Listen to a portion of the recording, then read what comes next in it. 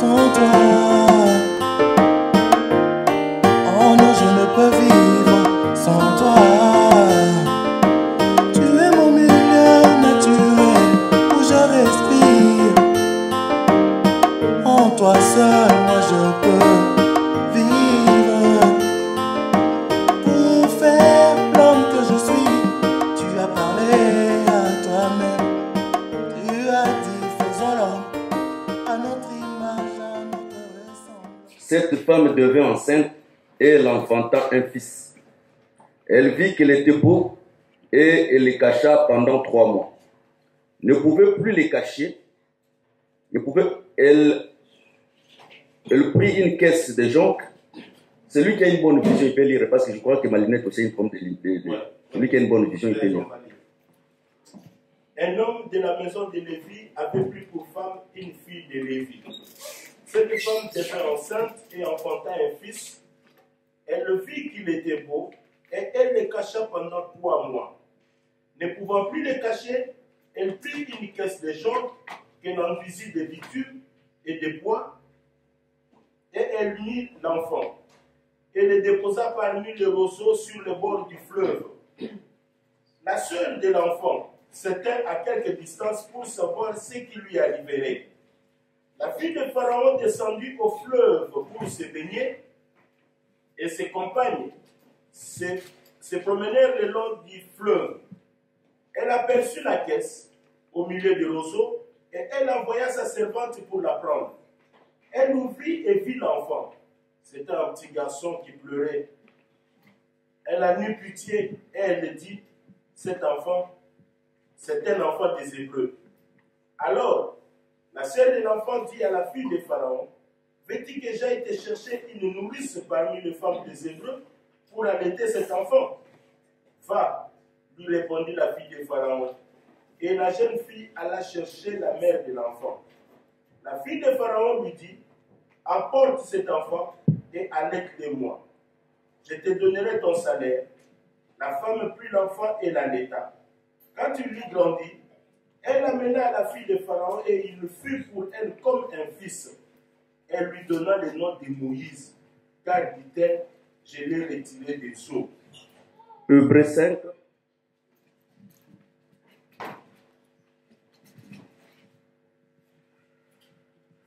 Hébreux 5,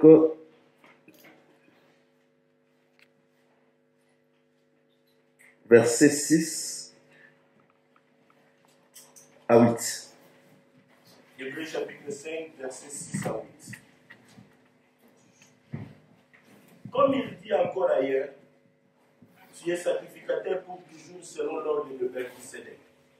Celui qui, dans le jour de sa chair, ayant présenté avec des grands cris et avec larmes, des prières et des supplications, à celui qui pouvait le sauver de la mort, et ayant été exaucé à cause de sa piété, a appris, bien qu'il fût fils, l'obéissance par les choses qu'il a souffertes. Et qui, jusqu'au verset 8,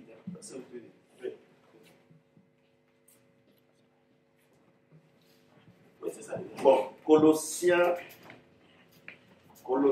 2, c'est pourtant on va lire beaucoup la Bible, j'ai lu une fois la Bible. Colossiens 2.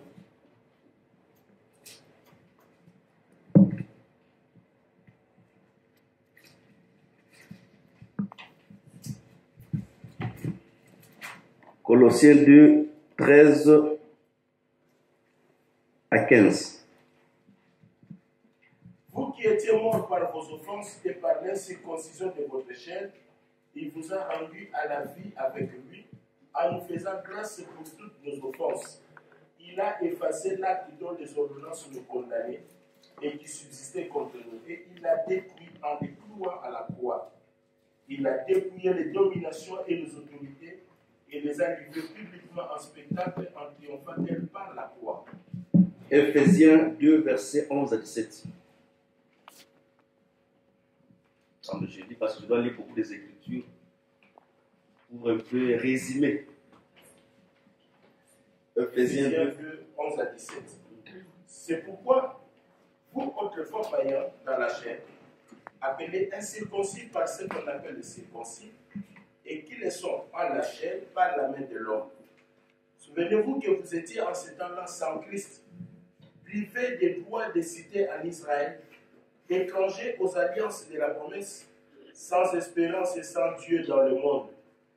Mais maintenant, en Jésus-Christ, vous qui étiez jadis éloignés, vous avez été rapprochés par le sang de Christ, car il est notre paix, lui qui des deux n'en a fait qu'un, et qui a renversé le mur de séparation, l'inimitié, et a anéanti par sa chair la loi des ordonnances, dans ses prescriptions, afin de créer en lui-même, avec les deux, un seul homme nouveau en établissant la paix, et de les réconcilier l'un et l'autre en un seul corps, avec Dieu par la croix, en détruisant par elle l'inimitié.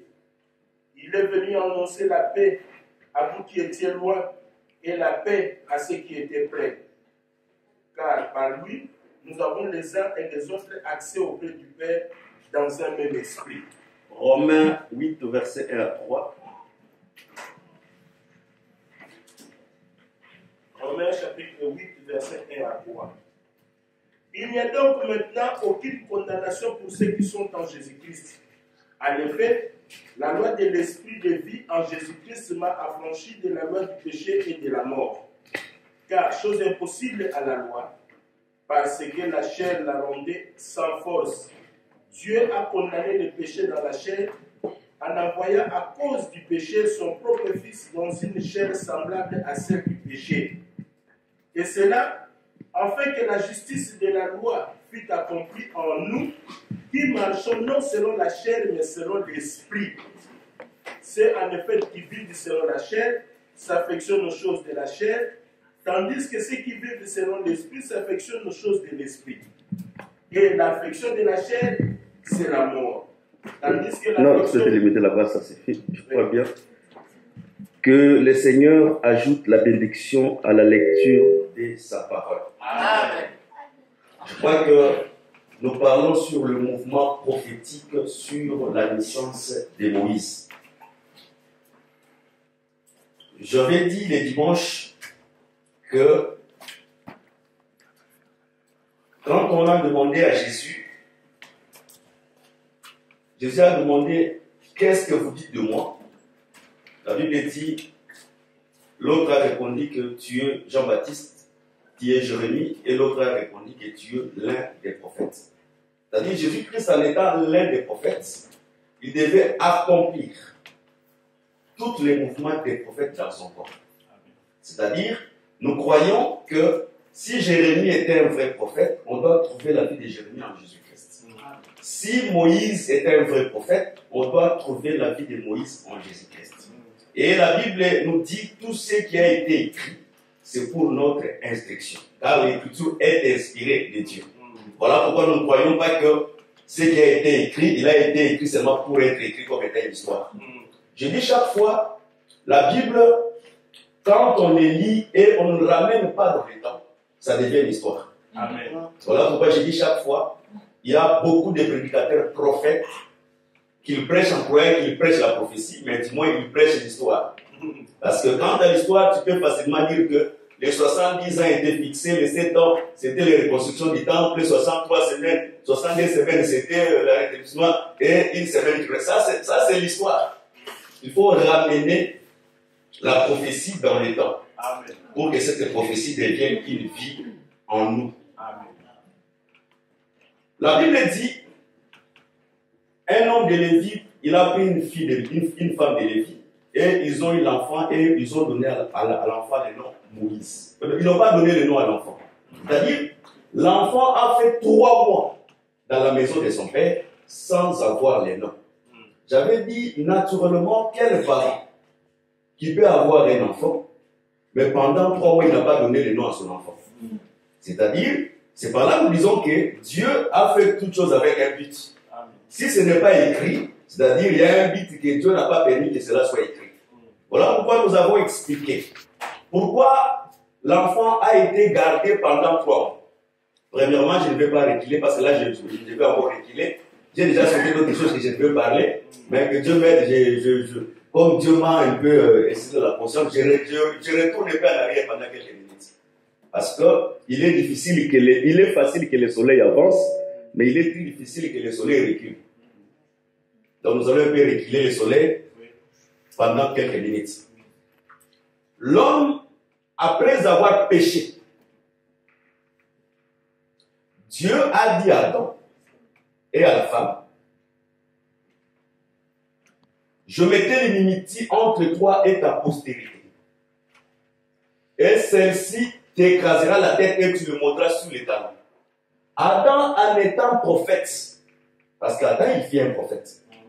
En étant prophète, quand Dieu a parlé seulement d'inimitié et de dire que la postérité de la femme t'écrasera la tête, c'est-à-dire Adam était content. Parce qu'en sachant que même si aujourd'hui il est tombé, mais la postérité, quand la postérité viendra, cette postérité va écraser la tête du serpent. Et le Seigneur bénisse. Voilà pourquoi en Israël, quand quelqu'un donnait naissance seulement aux filles, c'était une désolation de la famille. Pourquoi? Parce que la promesse était là, que la postérité. Quand on parle de la postérité de la Bible, on ne tient pas compte des femmes. Amen. Mais quand on parle de la postérité de la Bible, on tient compte de l'homme. C'est-à-dire, quand Adam entendit cela, Adam s'est réjoui. Voilà pourquoi tout au long de la Bible, les problèmes d'avoir un fils, c'était un problème sérieux. Amen. Même Abraham, il entendait toujours un fils. Amen. Tout le monde dans la Bible, ils entendaient un fils. Car la Bible était liée à deux promesses. Le premier, qu'Ésaïe a dit, une vierge sera enceinte et il enfantera un fils. Voilà pourquoi en Israël, on devait conserver les filles vierges. Parce que la promesse de la virginité était là. Aussi dans la doctrine, parce qu'il ne faut pas que je parle seulement de la révélation, sinon vous allez dire, le docteur est venu ici, il a seulement parlé de la révélation, il a oublié de parler de la doctrine. Et parce que moi, je crois que même si je parle de la révélation, la doctrine est là, la prophétie, la connaissance est là. Amen. Parce que les quatre roues, quand ils tournent, Amen. Tous les trois roues se trouvent aussi dans la même chose. Que le Seigneur vous bénisse. Amen. Dans la doctrine, il est aussi important, dans l'église où nous sommes dans la pire parole, que les enfants, les filles qui viennent de nous, soient aussi gardées comme des femmes, des filles vierges. Dans le temps actuel, il est difficile, même dans l'église, que nous disons les églises, que nous puissions trouver les enfants vierges dans l'église. Mais impérativement par rapport aux Écritures, la virginité c'est quelque chose de très important. Parce que Paul parle de la virginité. La fille qui est d'abord vierge, qui se lance à la prière. Il y a un mystère qui est conservé dans la virginité. Les gens, je vais répondre à vos pensées. Parce que quand je prêche, un prédicateur doit avoir la bonne connaissance de lire la pensée des gens qui écoutent la parole de Dieu. Sinon, tu vas prêcher sans avoir l'esprit de la bonne connaissance. Je vais répondre maintenant à vos pensées. Quelqu'un peut dire, dans les temps actuels, comme la civilisation a évolué, il est difficile que nous puissions avoir les filles vierges. La Bible dit, ce qui arriva au temps de Lot arrivera aussi à l'avènement des fils de l'homme. Nous croyons avec les Écritures que Sodome et Gomorrhe, c'est aujourd'hui. Mais dis-moi l'autre comme étant injuste, à Sodome et Gomorrhe, ses enfants étaient vierges. Amen. Ça, ce n'est pas moi, c'est la Bible qui dit. Amen. Les enfants de Lot étaient vierges. Voilà pourquoi dans l'église, les sœurs et le frère doivent aussi conserver leurs filles vierges. Souvent, ce sont les mamans qui nous font défaut. Parce que la maman a plus la capacité de contrôler une fille que nous les papas. Il faut très veiller sur la vérité des enfants. L'autre va me dire, oh, dans l'état actuel où nous sommes, les enfants, des fois, ils ne veulent pas venir dans l'église, mais c'est parce qu'il y a ceci, il y a cela. Je vais te dire ceci. Nous faisons tout que nos enfants aient une vie meilleure dans le futur. Amen. Voilà pourquoi on les introduit dans les écoles, on les force même d'aller à l'école. Mais je crois que l'héritage que nous préparons pour nos enfants, c'est un héritage passager. Un vrai parent doit laisser un héritage à son enfant et cet héritage ne périra jamais. Amen. Or, la vraie héritage Amen. que nous sommes incapables aujourd'hui, même nous ministres, même les saints qui sont dans l'église, où les enfants restent à la maison, c'est la vie éternelle. C'est-à-dire, beaucoup de parents, ils préparent déjà l'enfer de leur propre enfant, mais ils conservent leur vie. Comment un parent peut venir à l'église et ses enfants rester à la maison? Même s'ils sont petits. Paul dit à Timothée, tu connais les Écritures des pas de bas âge. C'est-à-dire, un enfant pour se ressaisir, d'avoir un équilibre dans les temps où nous sommes, il doit avoir la connaissance depuis les bas âges. On s'efforce pour donner les enfants, aller à l'école pour être directeur. Mais le directeur là, la franc-maçonnerie a déjà pris toutes les places. C'est-à-dire, tu prépares un franc-maçon dans ta maison sans le savoir. Mais dis-moi, s'il venait écouter la parole c'est une sémence. Même dans le futur, cette sémence germera. Que le Seigneur bénisse. Parce que la Bible dit, ceux qui connaîtront la vérité agiront avec fermeté. Elle restera ferme même devant la magie, même devant la franc-maçonnerie, parce qu'il a la connaissance de la parole de Dieu en lui. Que le Seigneur bénisse. Avançons. Maintenant, Moïse, pendant 3 mois, Moïse n'avait pas les noms. Nous avons dit le dimanche que Moïse, les 3 mois, c'était le temps où Dieu, à cause de la beauté de son fils, parce que le vrai fils c'est le Seigneur Jésus-Christ, à cause de la beauté, premièrement c'est la sainteté. Amen. À cause de la beauté, la divinité qui était en lui. Parce que 1 Pierre, je crois bien dit, Christ était précieux pour Dieu. C'est-à-dire, s'il était caché, parce que Dieu a trouvé que l'enfant était précieux. C'est-à-dire, au temps de la loi des prophètes et des psaumes, les noms de Dieu étaient cachés. Et les fils aussi étaient cachés par le Père parce qu'il était beau. Voilà pourquoi nous disons ceci. La beauté d'une femme, ce n'est pas sa chair. Parce que le prophète Adam, quand il se réveille, il voit Ève, il ne commence pas à dire c'est la chair de ma chair. Non. Il commence premièrement à dire c'est l'os de mes os. Et c'est la chair de ma chair. L'os, c'est quoi? L'os, c'est invisible. Oui. C'est-à-dire, il commence à apprécier la partie intérieure. Amen. Voilà pourquoi nous comprenons que la vraie beauté de la femme, ce n'est pas la parure extérieure. Amen. Mais c'est la parure intérieure. La vraie église, ce n'est pas parce que les gens sont habillés. Voilà pourquoi Israël, quand ils sont sortis à l'Égypte, ils devaient être accompagnés des os de Joseph. Parce que c'est les os qui faisaient d'Israël la femme. C'est pour dire que l'église, ce qui fait d'une église, l'église c'est la doctrine. Amen. Parce que les os c'est la doctrine. Amen. Que les gens bénissent. Amen. J'ai dit le dimanche, quand une fille veut aller chez le couturier, il doit premièrement consulter Paul. Et il doit aussi consulter les prophètes. Parce que l'église de Dieu est bâtie sous l'enseignement des prophètes et des apôtres, Jésus comme étant la pierre angulaire. Que disent les prophètes par rapport à la nudité? Les prophètes disent ceci. Quand on va confectionner les vêtements sacerdotaux, le caleçon des sacrificateurs devait commencer du rein au genou pour couvrir la nudité du sacrificateur. C'est-à-dire, dans la Bible, la nudité, ce n'est pas seulement l'organe que nous portons, l'organe génital. Mais dans la Bible, la nudité, c'est des genoux au rein. C'est-à-dire toutes celles qui exposent ses cuisses, même si on n'a pas vu ce qu'elle est déjà nue. Amen. Voilà pourquoi quand une sœur qui veut aller chez le tailleur, il doit premièrement consulter les prophètes et consulter les catalogues de Paul qui dit que les femmes doivent se vêtir d'une manière décente et avec un pied.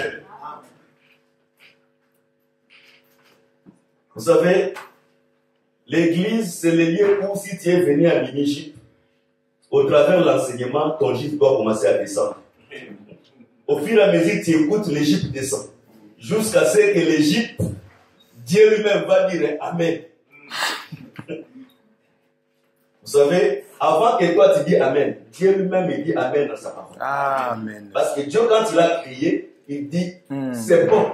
Dieu apprécie ses propres œuvres, même si toi tu ne l'apprécies pas. Mais Dieu lui-même apprécie ses propres œuvres.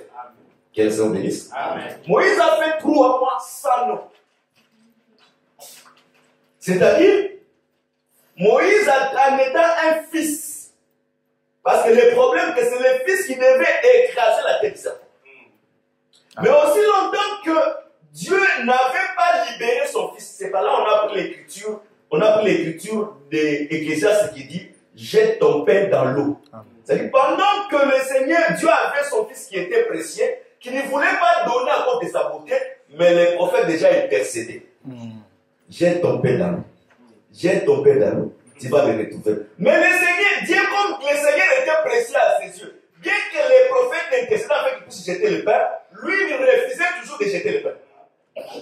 Mais après 3 mois, il ne pouvait pas coller l'enfant, on ne pouvait plus le garder. On devait le faire sortir de la maison. Or, quand on fait sortir l'enfant de la maison, c'est là où maintenant Dieu jette son pain dans l'eau.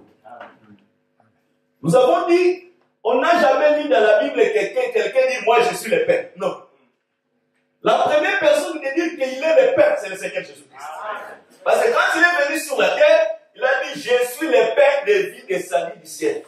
Parce que le monde était dans la famille. Jusqu'aujourd'hui, le monde est dans la famille. Amen. Pour manger le pain, il faut voir Joseph. Amen. Parce que Dieu se répète toujours dans le temps. Oui. Voilà pourquoi dans Matthieu 24, il dit il y aura des familles dans plusieurs lieux. Mais pour que tu puisses conserver ta santé, il faut se vendre à Joseph. C'est-à-dire, les personnes qui peuvent se retrouver aujourd'hui en bonne santé, ce sont les gens qui ont accepté de donner leur vie à Christ. Amen. Si tes enfants sont en bonne santé, nous comprenons que non. Tu ne peux pas être en bonne santé au temps de la famille. C'est parce que tu as vendu ton corps, tes enfants et tes biens à Joseph. Amen. Et celui qui a vendu son corps, ses biens à Joseph, chaque mois, dans la récolte de son champ, la part de Joseph doit être là. Oui. Que le Seigneur vous bénisse. Amen. Quand il a jeté le pain, on a pris Moïse, et maintenant je commence maintenant à prêcher. C'est que je devais prêcher aujourd'hui. On a pris Moïse, on l'a mis dans une caisse de jonc. Jusque-là, Moïse n'a pas les noms. Nous avons dit que aussi longtemps que le nom de Dieu n'est pas révélé, le salut ne sera pas encore manifesté sur la terre. Amen. Voilà pourquoi tous les gens qui cherchaient à connaître avant toi, moi, le nom de Dieu, Dieu donnait Jésus, mon nom c'est merveilleux. Mon nom c'est Jésus. Jésus n'est pas un nom de quelqu'un.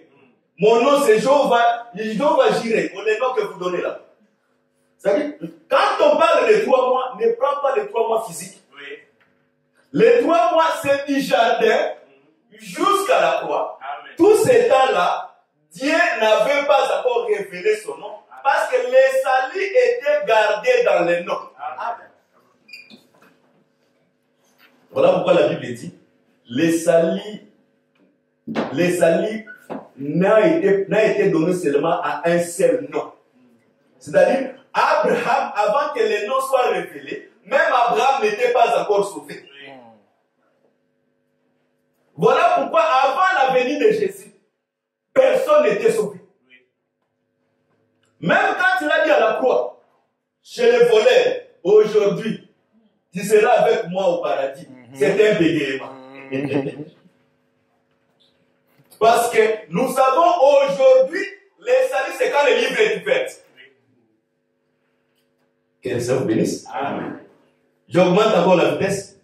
Même quand il a ouvert les livres à l'Écriture pour lire qu'aujourd'hui, cette prophétie de l'Écriture s'est accomplie, c'était toujours bégayement. Parce qu'il a ouvert les livres, il a encore fermé les livres. C'est-à-dire, Christ avait la possibilité, je vous ai dit le dimanche, d'avancer dans le temps et de reculer dans le temps. Parce que le livre a été ouvert qu'à la croix. Quel est son bénisse? C'est-à-dire qu'on a jeté les caches des jambes dans l'eau. Pendant que les caisses des gens qui étaient fermées, les salut ne pouvaient pas se manifester. Qu'elles sont bénisses. Donc, dans d'autres termes, la caisse des gens, c'était un livre scellé. Est-ce qu'on se comprend? Je prends maintenant la caisse des gens comme étant le livre de vie. La fille de Pharaon était très intelligente. Elle a envoyé qu'on puisse ouvrir les caisses des gens. De prendre premièrement. Quand ils ont ouvert, pour comprendre que l'enfant est en train de pleurer, il faut ouvrir les caisses des gens. Pendant tout ce temps, que l'enfant était jeté dans l'eau, c'est sa grande sœur qui veillait sur l'enfant. Est-ce qu'on se comprend? Ça, c'est les Écritures, je reprends.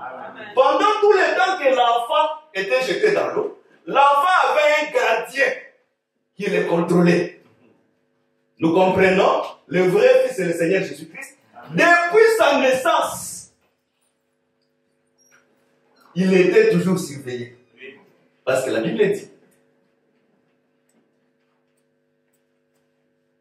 quand l'ange salue Marie, il dit, tu seras couvert par l'ombre de Dieu. Même dans le ventre, l'enfant était surveillé par la grande sœur. Quand nous disons la grande sœur, il ne faut pas faire des efforts physiques. La grande sœur, c'est le Saint-Esprit. Parce que Christ est le grand frère ou la grande sœur du petit Moïse. C'est-à-dire, c'est lui qui veillait. Tu vas comprendre, ne te tracasse pas. Je ne suis pas encore arrivé là où je vais descendre. C'est-à-dire, la grande sœur veillait. Qu'est-ce qui a fait que la grande sœur puisse quitter le fils quand il a compris que le fils a commencé à pleurer? Pendant tout le temps que le fils ne pleurait pas, la grande sœur veillait sur le fils. Mais quand le fils a commencé à pleurer dans la main des filles de Pharaon, c'est à ce moment la grande sœur devait quitter. C'est-à-dire, il y a un temps où le fils est resté sans protection. On se comprend? C'est-à-dire, jusque-là, le fils ne pleurait pas. Quand on a jeté le fils dans l'eau, le fils ne pleurait pas. Mais quand seulement la fille de Pharaon a pris les caisses des gens comme étant les livres de vie, il a ouvert les livres, c'est là où le pleur du fils a commencé à se manifester. Que le Seigneur bénisse. Donc, dans d'autres termes, la Bible dit ceci. Dieu a envoyé son fils dans un corps semblable à celle du péché. C'est-à-dire, premièrement, il faut très bien lire les Écritures. Il faut aussi très bien comprendre les Écritures. Quand Jésus marchait dans les rues de Jérusalem, il n'avait pas encore porté le corps semblable à celle du péché. Est-ce qu'on se comprend? Quand Jésus marchait dans les rues de Jérusalem, il n'avait pas encore porté le corps semblable à celle du péché. Parce que quand il marchait, il a dit ceci, qui me convaincra de ce qu'on appelle le péché? C'est-à-dire, pendant qu'il marchait, il n'a pas commis le péché. Mais il y a un lieu où Christ a pris le péché dans son corps. Est-ce qu'on se comprend? Pendant qu'il marchait là, parce que la grande sœur veillait sur lui, il était ensemble avec le Père.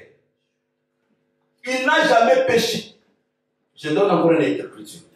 Jésus dit, quand on voulait lapider la femme adultère, il dit que celui qui est sans péché jette la pierre à cette femme. Si Jésus avait dit que celui qui n'a jamais commis l'adultère, qui jette les pierres à cette femme, la femme on devait les tuer même sous les mêmes minutes. C'est-à-dire, toutes les personnes qui étaient là, aucun d'eux ne manquait le péché en lui. Voilà pourquoi chacun pouvait prendre son chemin. Mais le Seigneur, pourquoi il a resté? Il est resté. C'est parce que le seul qui n'a jamais commis le péché, c'était lui. Comme lui n'a jamais commis le péché, c'est lui qui avait le pouvoir. Parce que pour avoir le pouvoir de jeter la femme la pierre, il faut être sans péché. Mais lui, comme il était sans péché, C'est-à-dire, c'est lui qui avait maintenant le pouvoir de prendre les pierres et de les jeter à cette femme. Mais lui-même, il a dit, moi aussi, je ne te condamne pas. C'est-à-dire, si c'est lui qui est sans péché, ne te condamne pas. Sur la terre, personne ne peut te condamner. Que le Seigneur bénisse. Voilà pourquoi la marche de Jésus, c'était une marche prophétique. Je prends encore un exemple. Il marche, parce qu'il faut avoir les yeux pour voir comment Jésus marchait. La loi dit ceci, je crois que d'Ézéchiel 42 et 43, il dit, le vêtement du souverain sacrificateur qui va faire les services pour l'expiation, quand il va sortir vers le peuple, il doit se déshabiller de cet vêtement. De peur que quand il sort, il va sanctifier le peuple qui est en dehors. C'est-à-dire, tous les jours, toutes les sacerdoces de Moïse, ou bien lévitiques, Dieu ne sortait pas avec les vêtements sacerdotaux pour sanctifier ceux qui étaient dehors. Mais un jour, le vêtement était sorti. Amen. Et le vêtement marchait dans les rues de Jérusalem. Amen. Et la femme au père de Tissa, il a compris. Ces vêtements qui ne sortaient pas. Amen. Comme il est sorti aujourd'hui, je dois en profiter. Amen. Quand il a saisi le vêtement lui a sanctifié. Amen. Parce que nous croyons que Christ c'est un vêtement. Amen. Car la Bible dit tous ceux qui ont été baptisés, ils ont revêtu Christ. C'est-à-dire, Christ c'est un vêtement. Quand il a touché Christ, Christ a dit, je sens une force sortir de moi. Or, la Bible dit ceci. Si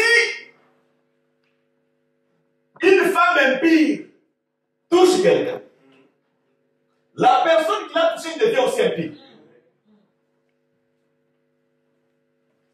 Que j'ouvre un peu quelques portes là-bas. J'ouvre un peu quelques portes.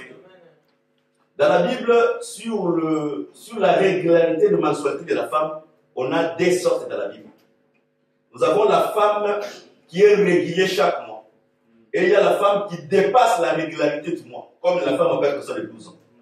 C'est-à-dire, la femme qui dépasse les temps, c'était l'image de nous les nations, qui était dans le péché tout le temps. Mais la femme qui est là, son impureté pouvait s'arrêter chaque mois et se renouveler chaque mois, c'était la maison d'Israël. Parce qu'au travers de l'offrande de la loi, l'hémorragie s'arrêtait. Mais comme l'offrande de la loi ne pouvait pas le rendre parfait, chaque mois il donnait encore les sacrifices de notre offrande. Que le Seigneur bénisse. Amen. Quand il a touché le vêtement, dans d'autres termes, le Seigneur devait venir impie. Mais dis-moi, comme il n'était pas encore rentré dans les corps semblables à cette péché, ce qu'il a fait là, expliquait ce qu'il devait accomplir sur la croix. Voilà pourquoi l'impureté de cette femme n'a rien influencé sur lui, parce qu'en lui, il avait la totalité de la divinité. Amen. Vous savez, quand il lit 2 Rois 4, dans la maison de la femme veuve, il y avait beaucoup de vases. Mais toutes les vases, par rapport à la durée de la dette, toutes les vases se sont épuisées. Mais dans cette maison, il était resté seulement une seule vase. C'est pour dire que la seule vase a traversé toutes les générations. Donc, dans d'autres termes, Christ c'est la vase d'huile, le seul vase qui a reçu l'huile et sang des cieux. Voilà pourquoi il pouvait traverser toutes les générations. Amen. Il expliquait ce qui devait s'accomplir dans la croix. Parce que la Bible dit ceci. Quand quelqu'un meurt dans une maison, ça c'est Nombre 9. L'autre que tu veux commencer à donner à la bouche. Nombre 9. Quand quelqu'un meurt dans une maison, tout celui qui se trouve dans cette maison, il devient impur. Celui aussi qui est à l'extérieur de la maison, qui vient entrer dans cette maison, il devient aussi impur. C'est-à-dire, qu'est-ce que la Bible voulait dire? Parce que la maison ici, c'est la tente d'Adam que nous portons. Tout celui qui est né d'Adam, il est impur. Amen. Je vais vous dire quelque chose qui va vous déranger aujourd'hui.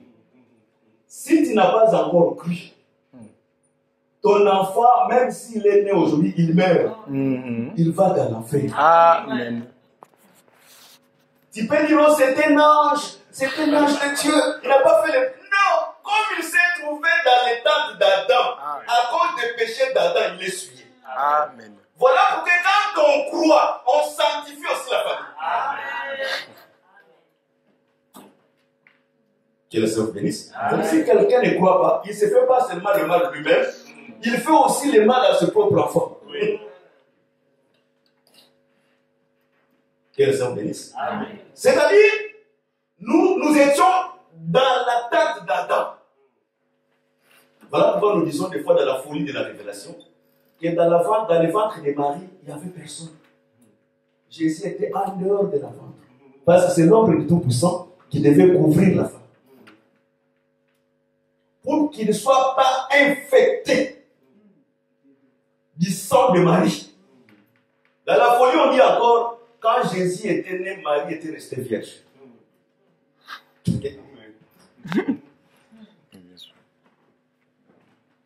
Que le Seigneur vous bénisse.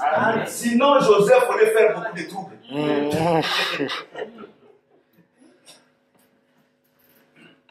Que le Seigneur bénisse. Vous savez pourquoi Jésus est fils de Joseph? Vous savez pourquoi? Ça va déranger les sœurs, mais je vais en parler. Vous savez, quand on achète un champ, toutes les semences qui se trouvent dans le champ, ça t'appartient. Dans la doctrine, quand un frère s'est marié avec une sœur, même si c'est un docteur, même s'il a des voitures, les doctorats des frères, ça devient pour les frères. C'est-à-dire, même si tu travailles avec tes propres mains, ton salaire ne t'appartient pas. Ton salaire, ça appartient à ton mari. Même pour l'utiliser, ça fait mal au cerveau. Pour l'utiliser, il faut demander la permission au frère, je vais utiliser ton argent. Amen.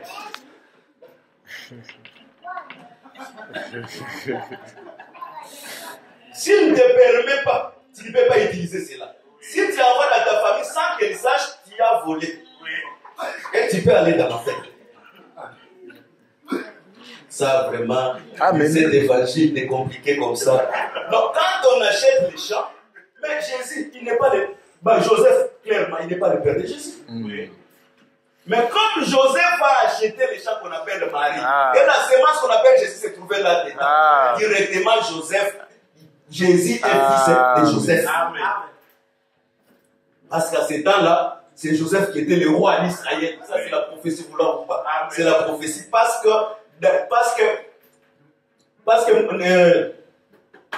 Jacob dit, Judas, le bâton souverain, ne s'en pas tant jusqu'au retour de Shiloh. C'est-à-dire, c'est lui qui avait le bâton souverain, c'était Joseph. Quand Jésus, le Shiloh est venu, c'est là où il est venu récupérer les bâtons dans la maison de Joseph. Amen. C'est quand même, vous avez quand même aimé ça. Amen. Et l'argent appartient. Ton intelligence, ça lui appartient. D'ailleurs, si tu es belle, c'est le mari qui donne la beauté à sa femme. Amen. Amen. C'est le mari. Esther, pour qu'elle soit belle, c'est le produit de beauté de Assuris qui fait que Esther parle bien. C'est-à-dire l'homme, la femme, comme elle est sortie de l'homme, ta beauté vient de moi. Amen. Oh, tu es vilain, oui, mais ta beauté, toi, c'est moi.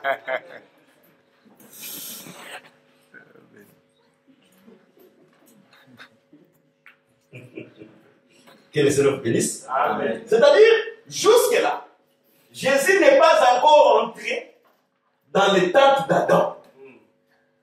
Il est hors du temps. Voilà pourquoi Jésus n'a jamais commis le péché. Parce que c'est le péché qui a fait pleurer Jésus à la croix. Ça, c'est Hébreux 5, verset 7. Le jour de sa chair, il a pleuré des supplications par des prières en cherchant qui pouvait le délivrer. Mais il a été exaucé à cause de la piété. C'est-à-dire, Jésus, il devait pleurer parce qu'il est maintenant entré dans la tente d'Adam.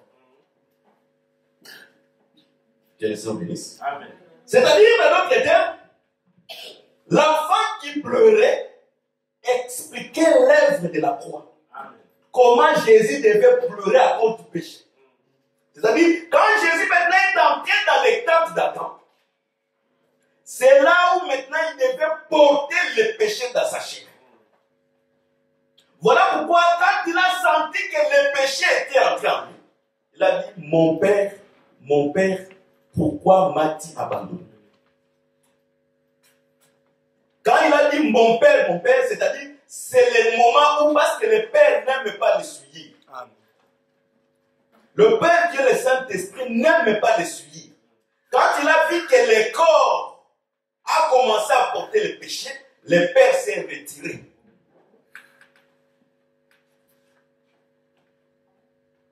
Si j'ai dit encore des révélations, je vais vous compliquer.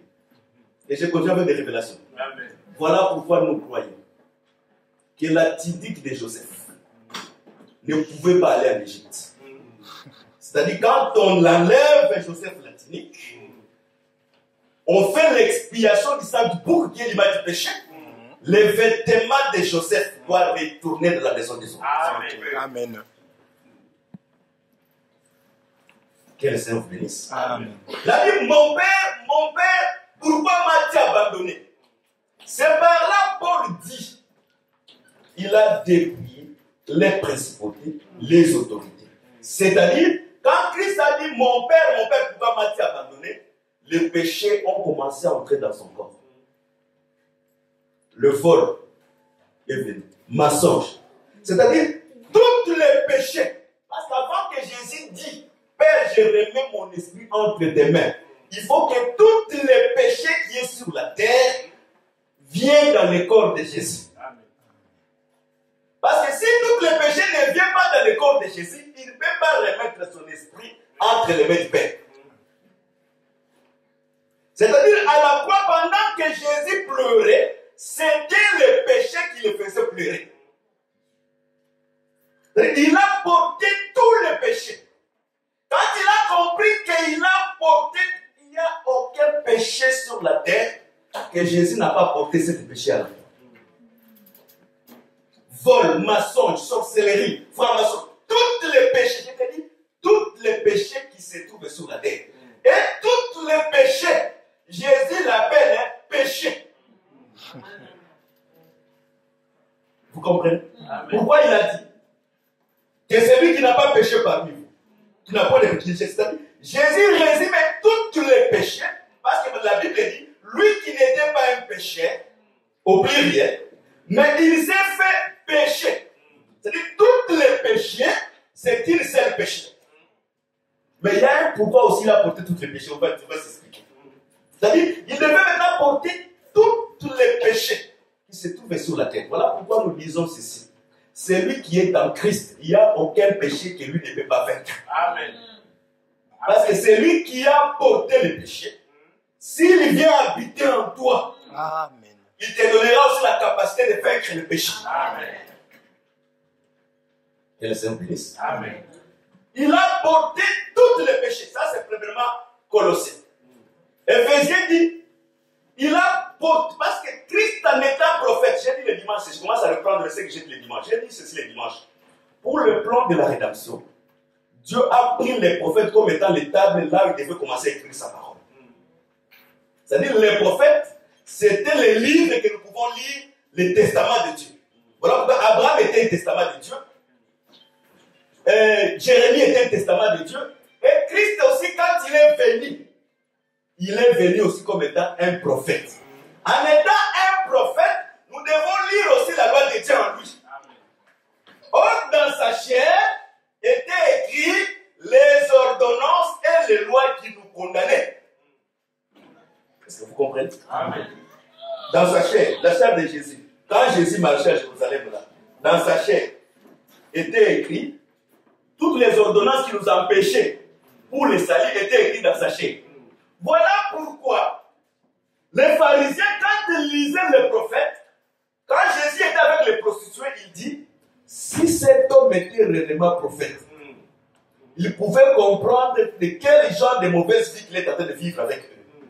C'est-à-dire, un prophète, lui, comme la loi était écrite qu'un prophète, les ordonnances, il ne peut pas manger avec les prostituées, mais lui, il mangeait avec les prostituées. S'il était un prophète, il pouvait savoir quel genre de vie que ces femmes mènent. Or, il oublie, Jésus n'était pas seulement prophète, mais Jésus était aussi fils de Dieu. Parce que quand on disait mais qui êtes-vous? Tu es un prophète. Pierre a répondu, tu es le fils de Dieu vivant. Or, en étant fils de Dieu, il était un offrande pour les saints. Est-ce qu'on se comprend? Amen. En étant fils de Dieu, il était un offrande pour les saints.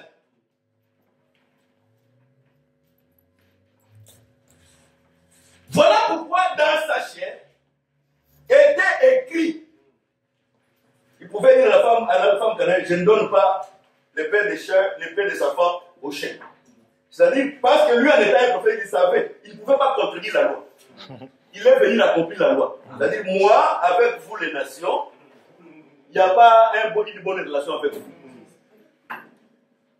C'est-à-dire, sur la croix, quand il a crié, la Bible dit la voix du lieu très saint s'est séparée en deux. Paul dit dans Hébreux 10, verset 20, il dit cette voix, c'était sa chair qui s'était déchirée.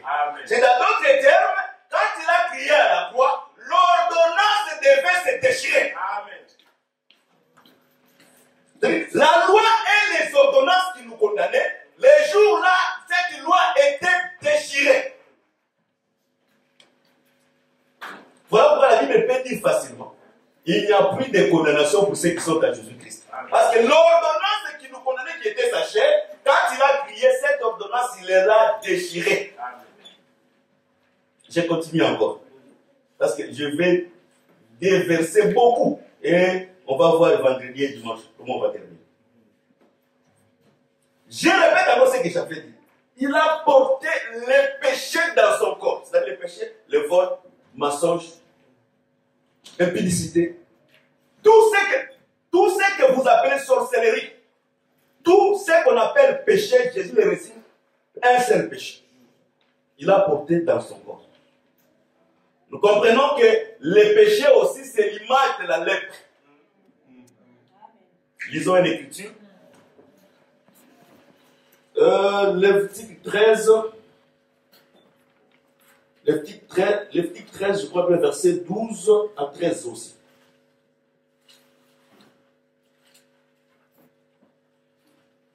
Les chrétiens de dimanche, malheur à vous. Hein.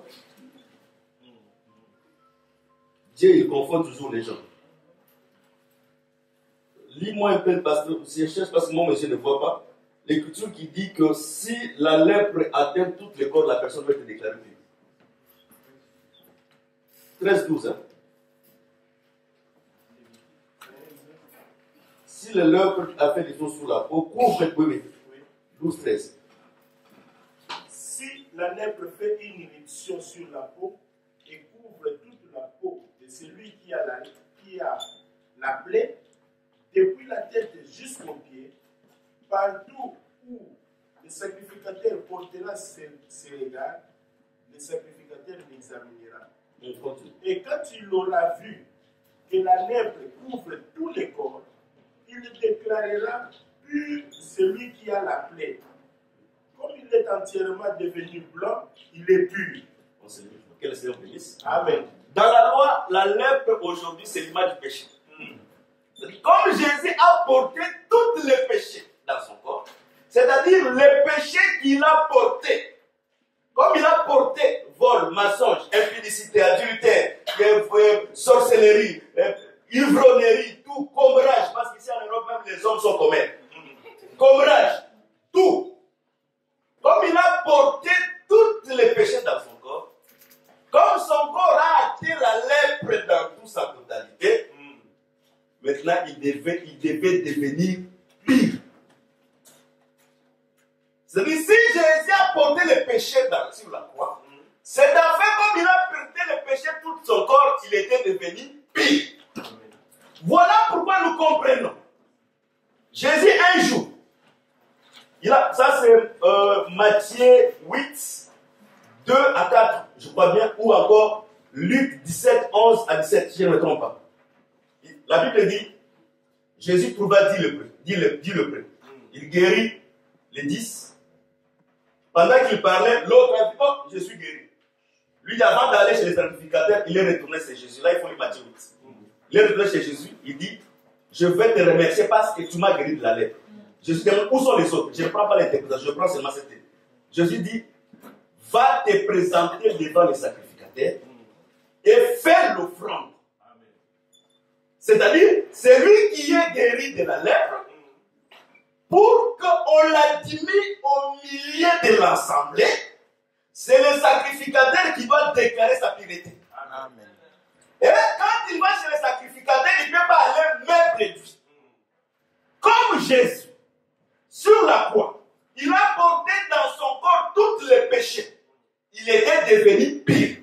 Voilà pourquoi, en étant un prophète, le jour de la résurrection, quand il est ressuscité, quand on voulait le toucher, il a refusé de le toucher.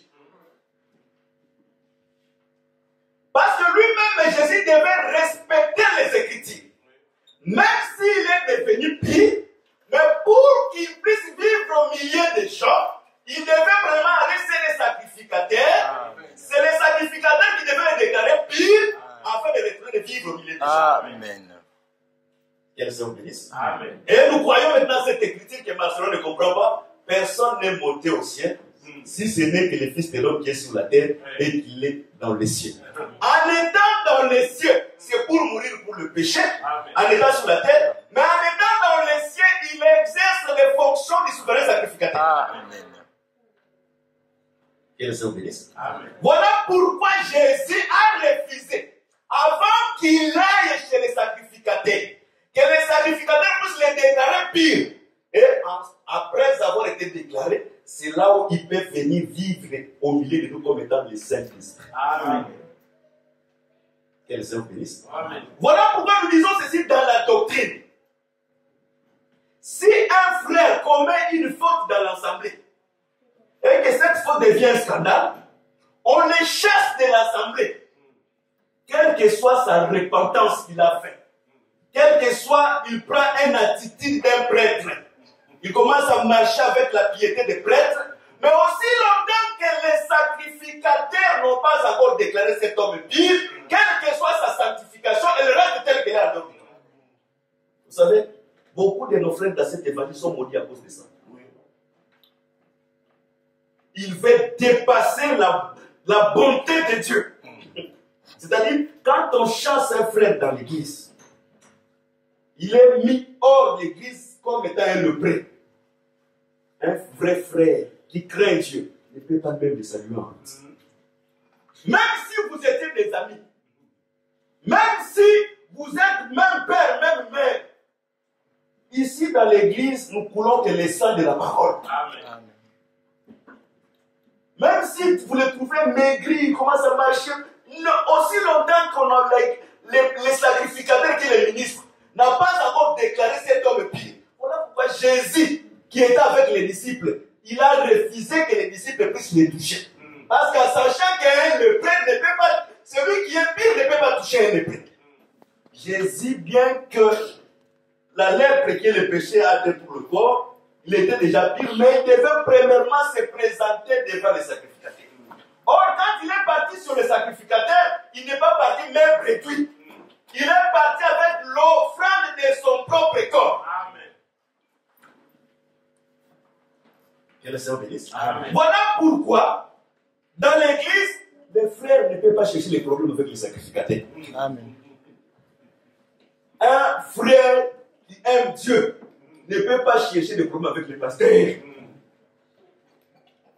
Il faut avoir beaucoup de la déférence. Il faut avoir beaucoup de l'affection. Parce que l'amour supporte tout. Les hommes de Dieu tels qu'ils sont là, ils ne sont pas personne dans cette chair est parfait. Mais nous, les hommes de Dieu, on doit s'efforcer d'être un modèle. Amen. On doit maintenant traiter cette corps durement. Voilà pourquoi nous pouvons aussi trouver les failles chez les hommes de Dieu. Si tu cherches les failles dans un homme, tu les trouveras. Amen. Mais c'est l'amour qui couvre ses fautes. Voilà pourquoi dans l'église, tu ne peux pas chercher le problème avec les sacrificateurs. Parce que tu peux ramener ton animal, il est en bon état, parce que l'animal avant de l'offrir, c'est les sacrificateurs qui examinent l'animal. Amen. Même qu'il est bon, il te dit qu'il a avec un défaut.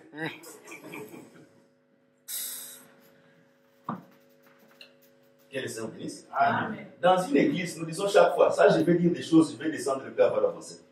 Dans une église, les frères, la sœur de lui-même ne peut pas gêner sans pourtant faire savoir sa prière chez les ministres. Lisez très bien la Bible. Paul dit ceci: j'ai fait la libation sur votre foi. Et même quand tu gênes, c'est l'homme de Dieu qui va faire la libation sur ta prière. Tu peux dire, oh non, je vais gêner. Quelle révélation? Je vais gêner. Dieu m'a parlé de toi. Je dis, non. Les dieux, il reste Dieu. Il ne parle pas comme ça. Dieu a établi le ministère à l'église. Et les ministères, ce sont les gardiens de nos âmes. Amen. Voilà pourquoi moi, je dis chaque fois, Amen. moi, si j'étais infidèle, je ne prierais pas n'importe où. Parce que l'âme, c'est l'état le plus cher. Oui. Quand je vais dans une église, je vais avec mon âme dans mes mains. Je m'assois, je regarde. Si je trouve que la personne est incapable de prendre mon âme en charge, je prends mon âme avec facilité, je rentre avec. Amen. Amen. Amen. Parce que prier quelque part, c'est prendre ton âme et laisser sous le contrôle des hommes de Dieu. Amen. Amen. Parce que les hommes de Dieu, ils sont les gardiens de nous. Voilà pourquoi on joue avec tout, mais on ne joue pas avec le salut. Amen. Si nous veillons sur les Écritures, ce n'est pas l'impolitesse. Amen. Mais si nous veillons sur les Écritures, parce que notre salut est lié à ce que nous sommes en train d'écouter. Amen. Ne sois pas fanatique des hommes de Dieu. Amen. Il va t'élever dans les erreurs. Les jours que tu le verras dans l'erreur, tu seras déçu. La seule personne qui ne déçoit pas, c'est la parole de Dieu. Amen. La parole restera telle qu'elle est. Qu'elle soit bénisse. Amen. Qu'elle soit bénisse. Amen. C'est un lepreux, un homme sous discipline. Tu ne peux pas devenir son ami. C'est là où Paul dit: je n'impose pas les gens les mains par précipitation. Amen. Pour ne pas participer à la péché de cet homme. Voilà pourquoi beaucoup de frères, ils ont le péché de participation. Moi, si je vais commettre mon péché, je vais commettre mon péché à moi-même. Le péché de l'autre, je ne participerai jamais. Bien que commettre de moi-même soit aussi encore mauvais. Que le Seigneur bénisse. Amen. C'est-à-dire, sur la croix, c'est là où Jésus est entré dans la tente d'Adam. Et quand il est entré dans la tente d'Adam, c'est là où la jeune sœur est rentrée à la maison pour annoncer au père. Parce que la grande sœur ne pouvait pas rester, c'est pendant que l'enfant était dans la main des filles de Pharaon. Il y a un temps où l'enfant était resté seul. Pourquoi? Parce qu'il a porté le péché dans son cœur. Voilà pourquoi, s'il faut adorer Jésus, s'il faut acclamer Jésus, c'est parce que c'est la seule personne qui était sans péché, mais il a accepté de porter tous mes péchés à la croix. Il a accepté de souffrir, de crier, d'être frappé à cause de mes péchés. Et quand il a, parce que Jésus-Christ n'a pas remis l'esprit aussi longtemps que tous les péchés n'étaient pas sur son corps. Quand il a vu que tous les péchés maintenant étaient dans son corps, il a déchiré le corps. Il est sorti dans ce corps. Il a maintenant détruit les péchés qu'il a portés sur sa chair. Il a aussi déchiré l'acte et les ordonnances qui nous condamnaient. C'est par là maintenant, c'est par là où il a dit: Père, j'ai remis mon esprit entre tes mains. C'est-à-dire aujourd'hui, si nous voulons voir l'esprit de Dieu, c'est au travers de sa main. S'il n'y a pas la main de Dieu, il n'y a pas aussi l'esprit de Dieu. Parce que Dieu lui-même, il a dit: j'ai remis mon esprit entre tes mains. Or, l'esprit de Dieu, les mains de Dieu aujourd'hui, c'est le ministère de la foi. Vous savez, Dieu, il n'utilise pas sa main s'il n'a pas fait l'expiation du péché. Amen. Ésaïe dit ceci, Ésaïe 51, vous qui lisez trop la Bible. La main de l'Éternel n'est pas courte pour sauver, mais c'est vos péchés qui vous éloignent de Dieu. C'est-à-dire la main de l'Éternel n'est pas courte Mais pour que sa main puisse sauver, il faut que le péché ne soit plus là. Quand il y a le péché, la main de l'Éternel est d'abord là. Nous comprenons maintenant pourquoi, quand Jésus marchait sur les eaux, Pierre aussi devait commencer à marcher sur les eaux. Mais Pierre en marchant, Pierre ne pouvait pas achever de marcher sa marche sur les eaux. Parce que Pierre représentait le premier Adam, qui obéissait à la parole pour un temps, mais par un temps, il devait faire une chute. Or, quand Pierre est tombé dans l'eau, j'imagine, parce que j'aime aussi imaginer comme toute personne, quelle était la distance qui séparait Jésus avec Pierre? Est-ce que Pierre, quand il est tombé, il était à côté de Jésus afin que la main de Jésus puisse le soulever? Parce que pour soulever quelqu'un, Jésus en étant un humain, il faut que tu sois à côté de lui. Mais je crois que Pierre, peut-être, il était très loin de Jésus. Mais comme la main de l'Éternel n'est pas courte, Dieu devait maintenant utiliser sa main là pour soulever Pierre. Cela cachait ce qui devait s'accomplir à la croix.